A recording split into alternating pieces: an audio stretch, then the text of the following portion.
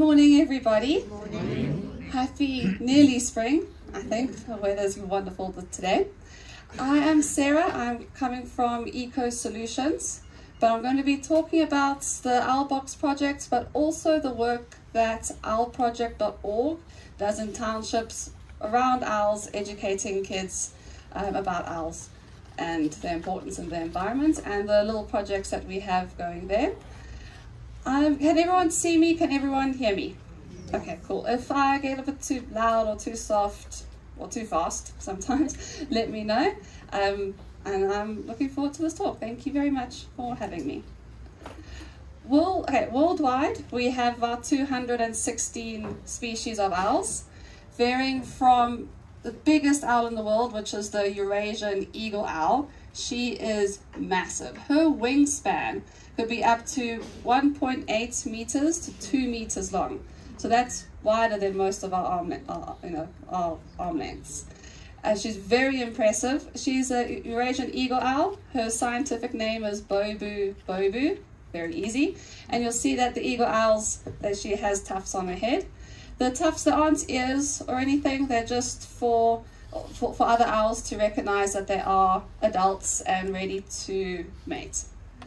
On the other side of the spectrum, we have the smallest owl in the world, and that is the elf owl. As you can see in this picture here, you can see how small he is. He's only about 11-12 centimeters in height, and he lives in Mexico, and they'll be using burrows and small cavities in trees to lay their eggs and raise their young. I did actually forget. Removed a slide, and I thought I removed the wrong slide. But I also wanted to give a bit more information about owls in South Africa.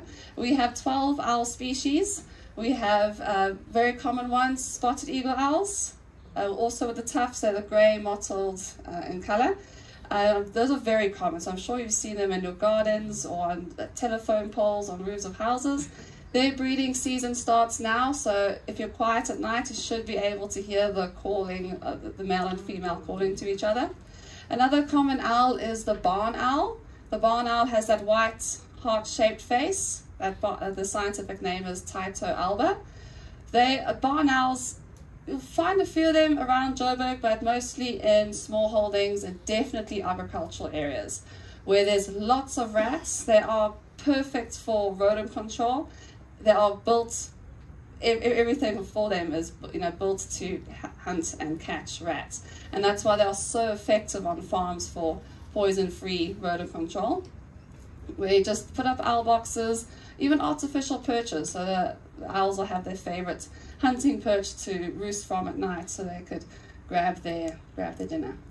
Other owls we have is a Pell's fishing owl. That owl eats fish. There's only a few sites around South Africa that they have them, and they're mostly found in Kruger Park. There's a few, and they have special tours to go see these wonderful birds. And then the smaller owl species, a bit more uncommon, not rare, but just not widely seen, as the white-faced owls. They have the nice feathers around their face, and also the pearl-spotted owls. People know them quite well too. The pearl-spotted owls are quite cool.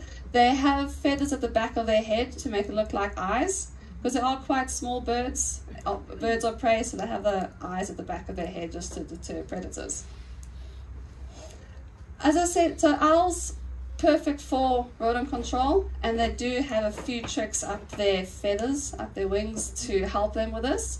They are flying at night, so there's very little light. They can see, obviously, like trees and buildings and roads and things, but they really need to pinpoint where they're going to catch that rat, because the rat is going to be in ivy or trees or the felt. They really need to be able to pinpoint where the rat is exactly, so they could catch them. One of the things that they have is that they use their ears to hunt. So it's quiet at night, even though there's urban noise and trucks and hooting and things. But when it's quiet, they use their ears to hunt. And their ears are asymmetrical.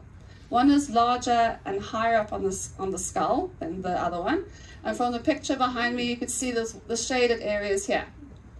those are the ears, and that's just for the owl to pick up high noises and pick up low noises.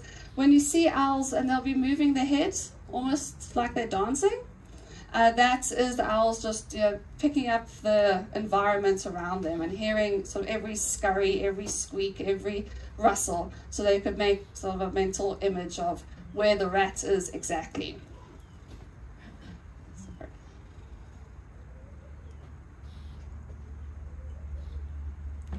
The other thing that owls have is also aiding them in hunting their prey is the ability for silent flight. You won't be able to hear them if they flew over you. And obviously this is a super advantage because they don't want the rats to, hear them coming and run away. But also because the owls are relying on their ears. There was a study done a couple of years ago that the reason why the owls also have silent flight is so that they don't have interference in their ears, coming into their ears, where they're actually trying to hunt their prey and catch their rats. And their feathers are also specially built for this, to catch rats silently. Their feathers are very soft, and they also have broad wings compared to their body. And this all helps them for silent flight. So if you compare it to, even if you pick up hardy-daw feathers or guinea fowl feathers in the garden, the owl feathers are much softer, and even the feathers themselves are quite wide. And this helps them glide through the air or fly through the air without making noise. The other thing that works is that on their primary feathers, so their main feathers of their wing, the front ones, you'll see this is the spine of the feather, this white spine going across, but right at the top you will see a little comb-like feature, and that simple comb-like feature, as the owl is flying through the air, that comb-like feature breaks up the air into little turbulences, and so those circles of turbulence will roll over the owl's wings, which are already soft anyway and broad, and that also gives it silent flight. But this is the main thing that really helps them. I'll talk also a little bit about Eco Solutions. Eco Solutions has been running the Owl Box project for about over 20 years. I'll have a box here to show you. Oh, sorry about that, that was horrible. This is the spotted eagle owl, the one with the tufts on the head, the grey mottled owl. And it's pretty open plan. The spotted eagle owls, if they could choose, they would breed on the ground. But in residential areas, there's lawnmowers and dogs and things on the ground. So they do take to cavities in trees, and that's what the owl box represents. It represents a cavity for Mrs. Owl to come in, lay her eggs, and raise her young. The map behind me is our occupied owl box map. I've got Pretoria up here, and then I think here's Kempton Park, got a few in Boksburg and Benoni, Van der Bijl, south of Joburg as well. I can't remember the suburb now. A lot in Randburg, and a few out in the West Rand. The project, the important component to the owl box project is not only putting up an owl box, which is obviously great to have the owl box for the owls to use, but also the box needs to be serviced once a year. We also collect data from our occupied owl boxes to know anything and everything, to the height, to the tree, to the orientation, to see if there's anything that we could do to improve the owl box project to get more occupancy and owls using the boxes. So the service is important. We do install the boxes, so if you're interested in them for your garden, please let me know and we can install a box for you. We travel all around Gauteng, but even South Africa. We're planning a trip to Malalon next, KZN and Cape Town, so anyone could really have a box as long as it's serviced. This is a lovely picture that one of our clients sent us of Mr. and Mrs. Owl in a tree. And as you could see, the spotted eagle owls, the tufts on their head, they also have very sharp talons don't mess with the talons. And you can see even from the tail feathers, like wide feathers, as also to help them with silent flight. So if you look at the picture, could we agree that this picture here on this side, the first owl, that is a bit bigger in volume than this owl? Even though this one is sitting up higher, this one is a bit lower, this one is bigger. So in birds of prey and owls, who is bigger, the male or the female? Male? Female? Female? Okay, most of you are saying female? Okay, awesome. That is correct. The female owl is bigger. So we will say that this is Mrs. Owl and Mr. Owl. And, okay, so you know that Mrs. Owl is bigger. Does anyone know why Mrs. Owl is bigger? Has she got to do the shopping? She doesn't. The male, Mr. Owl, actually does a lot of the hard work, especially in the breeding season, and I'll tell you as well. But Mrs. Owl, or the female owl, she basically carries the fat reserves for the family, or for them and the clutch. So if there's a day or two where the male, or where there's not enough food for them and the owlet's always fed first. But if there's not enough food for her, she can go a day or two without food. So she's like the emergency bank account for things when things go wrong. So that's why she is a bit bigger, because she has the fat reserves on her body.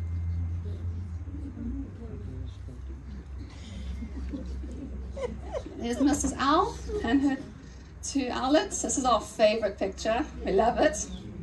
It's just perfect. It's just perfect with the two little faces sticking out. So the female, she'll be in the box, incubating the owlets and feeding them. The male, he's out hunting. Now these owlets, all the owlets, the owlets grow from being coming from an egg to an adult bird in about 60 days, depending on the species, but averagely 60 days, which is an intense growth period. The metabolic rate is through the roof. They are growing, they're just very fast rates. So they have a lot of energy and they need a lot of food. So the male is hunting, or the owlets, they'll be eating double their parents. So the male is hunting out every night, getting food for the owlets and growing owlets at that, and also food for himself and then food for the female. This is just a nice little video clip of an older juvenile. It's from one of our estates in Fourways, where you could see the head moving.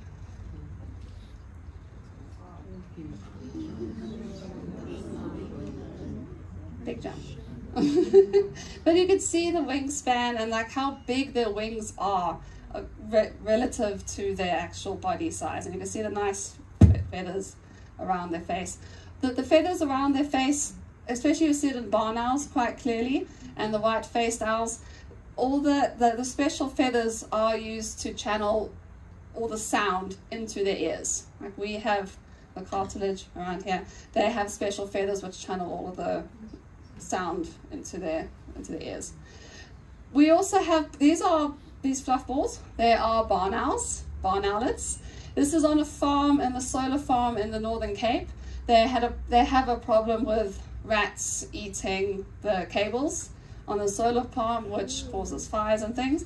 But we've installed owl boxes and artificial perches as well. They have 8 owl boxes there. 6 of them are occupied, and every year they're producing owlets, which is fantastic. It just shows that there's enough food for them in these vast agricultural landscapes, but there's no spaces for them to breed and to raise their young. The barn owls, they like the small cavities, and we see them a lot in chimneys and roofs. They just want a small dark space, while the spotted eagle owls, they prefer like open ground, very different. There's also a nice video of the barn owls. This video is from our box in Kempton Park on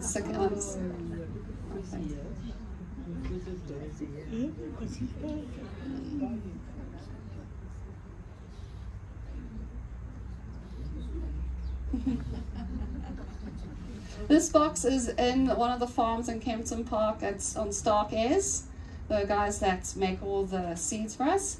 And as you could imagine, being on a farm, making seeds, it's a dinner bell for rodents. So we installed owl boxes. This one is in a warehouse as well, and they don't mind the cherry pickers and the big trucks coming in and out, moving the pallets of seeds. They don't mind anything like that. They're just looking for a nice, safe space to breed. We also have occupied owl boxes on the perimeter of the farm to manage any rodents coming from neighboring farms or neighboring properties into their farm for a feast, basically, if you can imagine all that seed. Part of the owl box project is placing rings on owlets, mostly from occupied owl boxes, and the rings are just a simple metal band. It's a light metal band that goes over the leg of the owlet, and that ring has a unique number, and then we tag information like when it was ringed, the area or the location, who ringed the owl, and obviously the species, and if you could get the age specifically, then we'll get the age if we can. And it is a great thing to do, especially to invite the community to. This owl that was in an occupied box in Glen Eagles Road in Greenside. The year before this one, the owlets were breeding in like the Y of the tree and the V, but there was a massive storm, so the nest got flooded. So the lady in the house, like on the verge here, she called us. We put up an owl box. We moved the owlet into the owl box, so just above that V, and the female came straight in and raised her young. Then the following year, which is this, she went back into the box to lay her eggs. And I don't know how we managed it, but my boss, Jonathan, he was able to ask the police to close off that piece of road. And I think they were very confused of why they were closing this road off. And so the community came, and we had 30, 40 people come through from the homes and also from the businesses there. It was such a memorable day. This is another example of ringing. This was one in Santon, Parkhurst area. And we always get kids involved if we can. And this, as you can see, is a little barn owlet. And this barn owlet, even though it's in Santon, it's near the study and field centre, where there's horses there's going to be rats. So barn owls are definitely taking advantage of that. Whenever we go to farms or occupied owl boxes, we always collect the owl pellets. So when an owl eats a rat or a mouse, it's going to swallow their prey whole. And then a couple of hours later, it will regurgitate everything in a nice tight ball of bones and fur. Basically whatever the owl has eaten, but it can't digest all of that, and it regurgitates it. And we collect those owl pellets. It's amazing. I'll show you what we do with them. We bag them, we weigh them, we get the coordinates of those pellets as well. And this also forms part of our reports, especially for the farms. So you could say that we collected, sort of 2 kilograms of pellets from this box or this box or this box. And we could say, and we can extrapolate the data to say the owls in this breeding season for the past 6 months have eaten so many rats on your farm. And then it's valuable data, because obviously we don't want people to use poison, and poison is often like a quick fix, or people think it's a quick fix, or even an automatic reaction. If you have rats in your roof, reach for a box of rat poison. But poison is poison, no matter what it says on the box. If it's meant to kill, it's meant to kill, and no matter who eats it, what happens, it's going to do some serious harm to that person or the animal that eats it. So going back to allowlproject.org and our education, how we use owls to educate the kids. We often get calls from townships with owls on the roof. Mostly it's barn owls, and they're in townships because there are lots of rats. The owls don't care about mythological, cultural beliefs. It doesn't matter. There's lots of rats, and that's what they want to target. it's a feast for them there. So when we go, we put the owlets in the box, and you could see from this poor lady's roof, there's pellets in here. There must be all this mess in here. So it also does start to smell. And also the noise that the owlets make every time mom comes home or dad comes home with a rat, they make this quite eerie noise, which is also could be a bit of a nuisance. But it's what we do with most of our clients where we can. We install the owl box on that property. So we install a barn owl box just outside on the wall, and then we place the owlets in that owl box. If we can ring them, if they're old enough, then we'll place a ring on them. And this one was in a complex, and it was like a Friday afternoon, so the kids came through as well, and that's Hussein with a couple of kids from the complex to come through, and he puts them in the owl box. And mom owl, the female owl, is not going to go back into the roof sort of panicked like where the owlets are. These owls are going to be eventually hungry, and they're going to be calling for food. And then mom owl will just fly into the box, no harm done, and then she'll just feed them there, raise them from there. This box has been occupied for about 5 or 6 years, and the owl pellets in that box is like a massive block. It's almost solid of just pellets every year. The barn owls, they're quite cool. They recycle, I guess. They break up the owl pellets and they make a bedding in the owl box to lay their owlets on. This is from a school in Cosmo City. The principal there, Principal Elizabeth, they have an unoccupied spotted eagle owl box there. She loves the owls. She's a wonderful lady.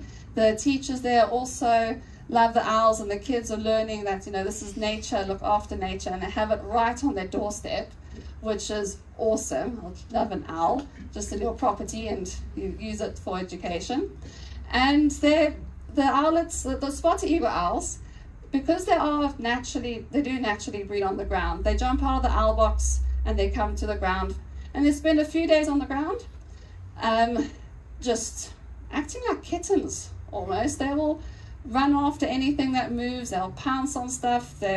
Even if you roll a tennis ball across the lawn, they will jump at it. So they're just honing in on their hunting skills. And then they'll obviously get into the trees and the bushes, and they'll eventually get higher and higher. Then I'm sure they're just a problem for the parents as soon as they're able to fly. I don't know how they keep track of them, but they do.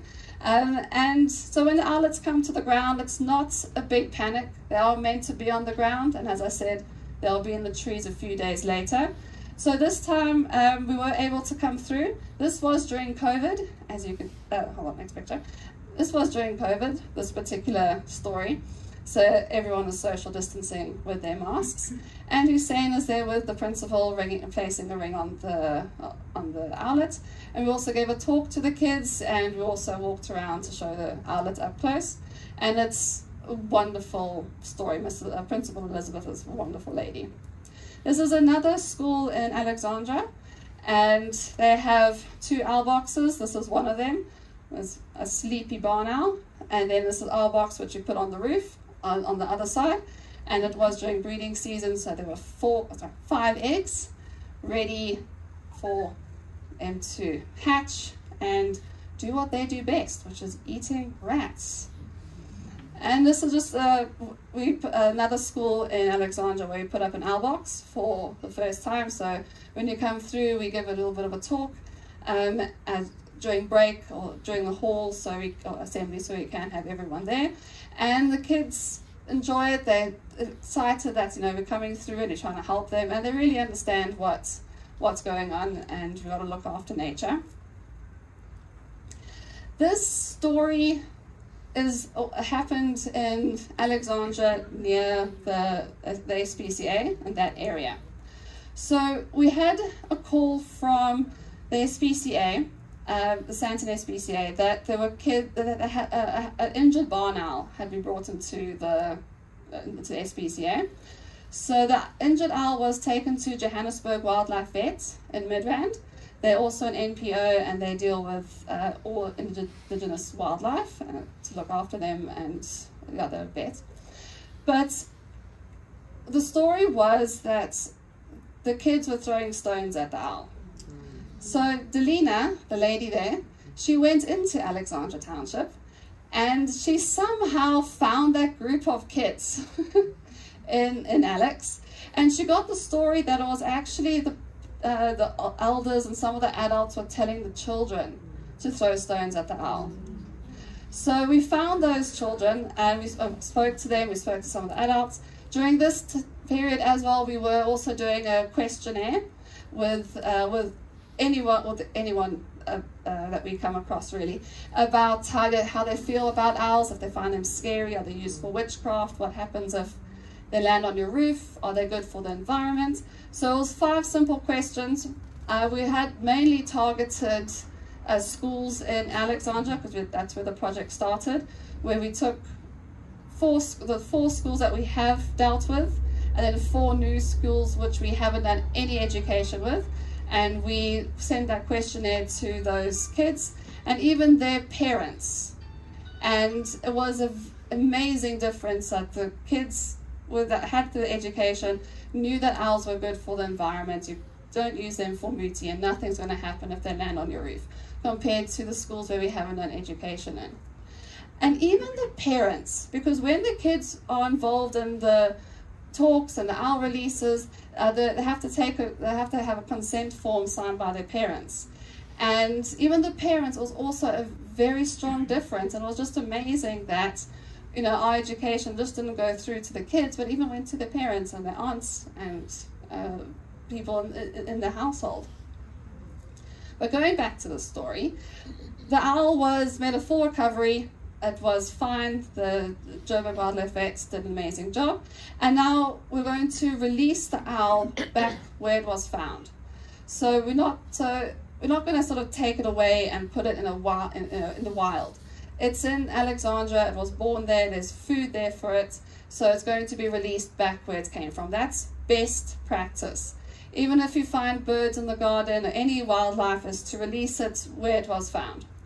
And we got these kids to come through on the day of putting the owl in the release box. And we did it at the SPCA, so we can collaborate with them.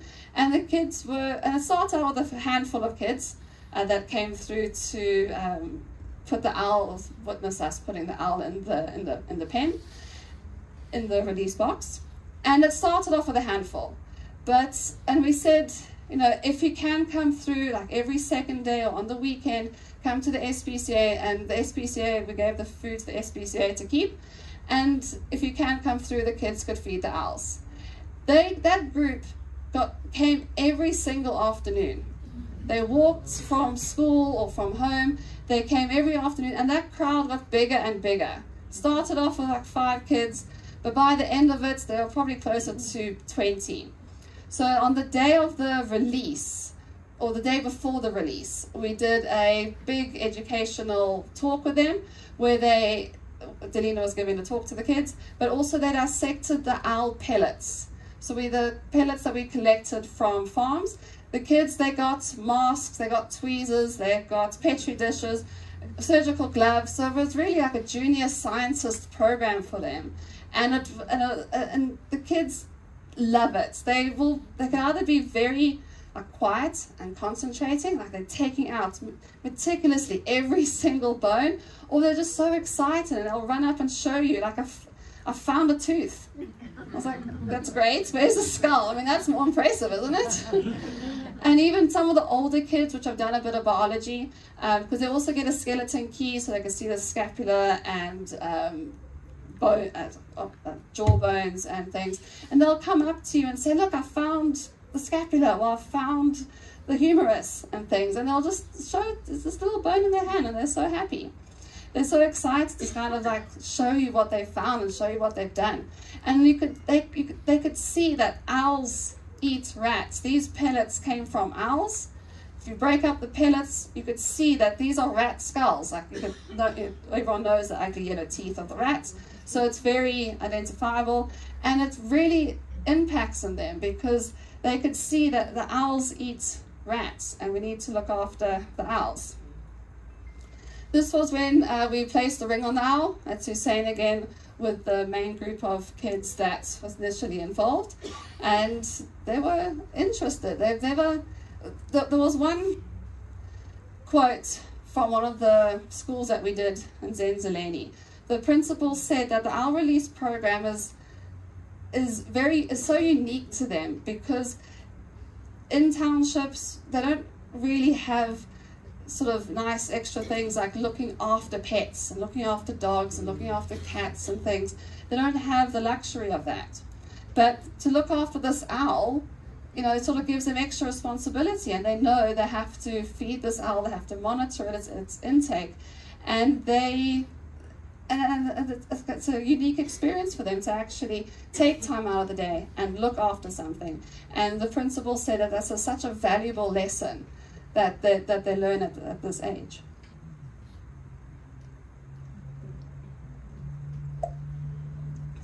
This was the day before the release, after they did the talk and everything. Everyone got certificates to say that they had participated.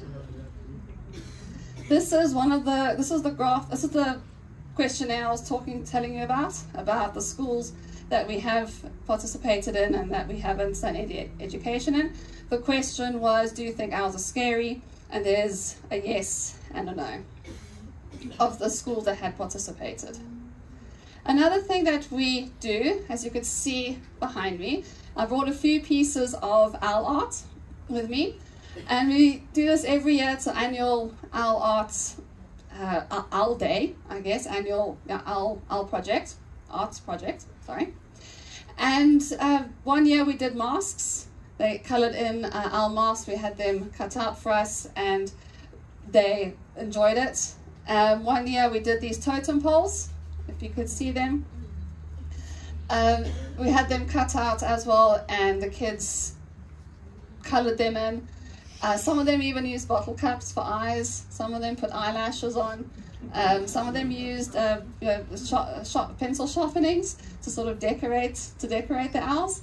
And it's huge. We have over 2,000 pieces of artwork in our workshop. And some of it's been gone to the International Owl Center in Houston, in Minnesota, sorry. And there's arts there. There's arts in Austria, where we've done some work there with one of the schools there. There's art in India, in Pune. We were there for the International Owl Conference, and we also showcased our artwork there, or the kids' artwork there, and donated a few pieces for them. Also, just to show that, you know, it's beautiful artwork. The one year with these boards, they put these boards up on the outside wall of their school, so everyone walking by could see that the school and these kids are owl friendly, and they're very proud of the work that they do. The one year Marlborough Gardens was having a market day, so the kids asked us to bring some of their artwork that they've done to the market day, and then they had like a little stall on the side there. It says the banner Marlborough Gardens, and they had like a little bit of education session with the younger group of kids. I think it was like a grade 7 market day, and they had a little education stuff for younger kids, which was also great. We also showcased this art at the BirdLife's Bird Fair, and then a couple of kids also come through each day, so they could also see their art and see how everyone appreciates it and everyone enjoys it, and they really do like, you know, showing off their own artwork and things and looking at everyone else's, and it's such a simple thing, but it really makes a memorable impact.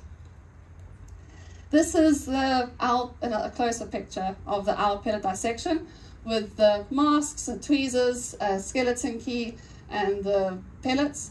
For the older kids especially, we try and actually build the rat's skeleton using the skeleton picture, and we get quite close sometimes. The kids are really clever and they really pick out every single bone. This group was in Ndumo, which is the top of northern part of KwaZulu-Natal, where it borders Mozambique.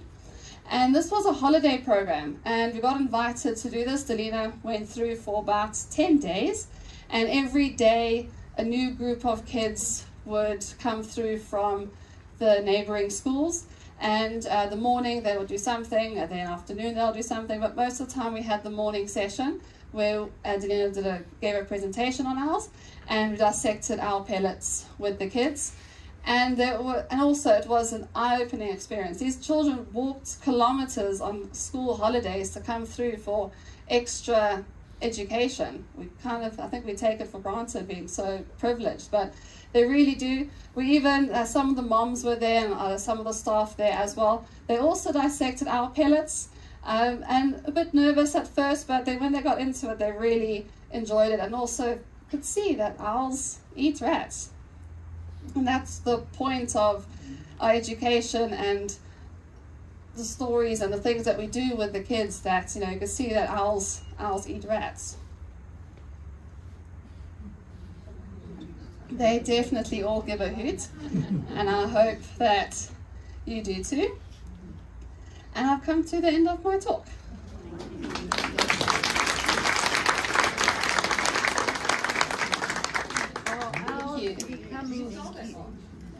That's a question we get all the time, and we don't sell the art. It's the kids' art, and we use it for display and things when you go out, but it's very beautiful art. It is, but unfortunately we don't sell it. No. Are there any questions? Are there time for questions? Are they becoming rare, the owl, you know, because at Monte Cassino, when they had that bird park, she was saying that many have, you know, from poisoning and...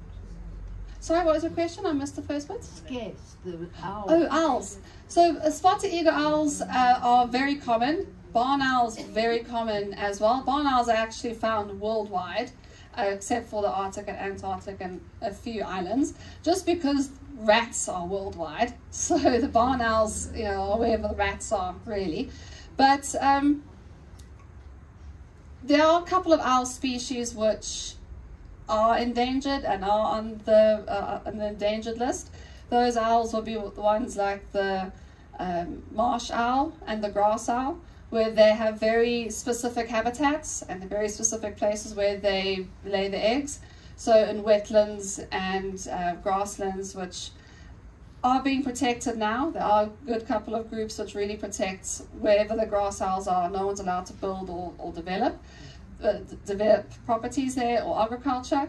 But spotted eagle owls and barn owls, they're very common. And especially in Joburg, around South Africa, they are. Yeah. What does it mean to service owl box? Yeah. An owl box. So the owl boxes, even though we call them owl boxes and we want owls to go in the owl boxes, it does represent a cavity. So other cavity breeding birds, even mammals like genets, they will use the box when the owls aren't using the box. And the owls will only use the box during the breeding season. They won't use the box out the breeding season to roost during the day or anything like that. So we clear out the sticks and litter. We also put a gravel substrate in the box, so we need to make sure that that's still a nice thick layer and it hasn't been pushed away. Give it a bee treatment, coat of varnish, and just make sure it's still secure in the tree. And the boxes, they do have a good longevity, especially if they've been serviced annually, of about 3 to 4 years, maybe 5 years. But even if they do start wearing, there's a bit of wear and tear, it's okay, we'll just replace the box. Sorry.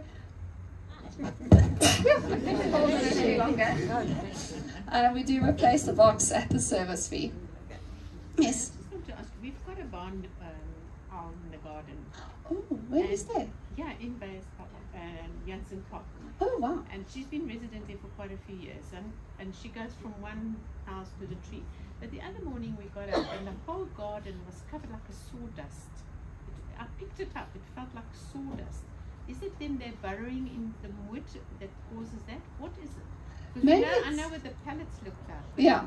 I don't understand the way that, but everywhere where you look where she resides, it was like this, like sort of sawdust. Well, was she roosting in palm trees? Or it could be a palm trees because we've got quite a lot of palm trees around. So I don't know where she's roosting because we cannot pinpoint it. Yes. 1 minute in one tree and in the other roof. So it's just. And they're very good at being disguised, and Yes. very good at being owls and nocturnal But and you not can being see seen. them at night. You can see Yeah. we sit in the garden in the evening and she's just always there. Oh, that's lovely. It's just Just the sawdust. the sawdust. I don't know where it came from, what it was, but it was not just a little bit. The It whole was- garden was full of it. I'm not quite sure about that, because barn owls, they don't build their own nests like you'd see sort of weavers building their own nests. They'll be looking for small cavities, and then they will just lay that cavity or that space wherever they found with owl pellets. Yes. Yeah. So I don't know. There were 2 people at the back, the gentleman. How long do owls live for? It does depend on the species. Spotted eagle owls in the wild, they can live between 8 to 9 years. Barn owls, surprisingly, only live about 2 to 3 years. I was very surprised when I This saw one that has too. been there for 5 years. Since we've moved in there, she's been there for years. She's a big A big, yes, that's definitely the female. Yeah. I gather that. Now you know. It's an interesting fact to tell people as well. Yeah. Yes? Do they have any predators from other birds or animals? But owls having predators from birds or animals. Maybe the smaller owls, I would say yes, to bigger birds of prey or bigger owls. But owls are pretty much the apex or the top of the predatory top of the pyramid, sorry. I lost my words completely. Yes. The cost of the boxes and the servicing fee? The owl boxes, they cost 1,070 Rand. That's with installation. And then the service fee is 690 Rand. I do have business cards with me, if I could give you one. Otherwise, if you want to sign up to our newsletter, I could also give that. You could fill that out if you like as well. Anyone who's interested, welcome to. Thank you so much. Let's give Sarah Rika.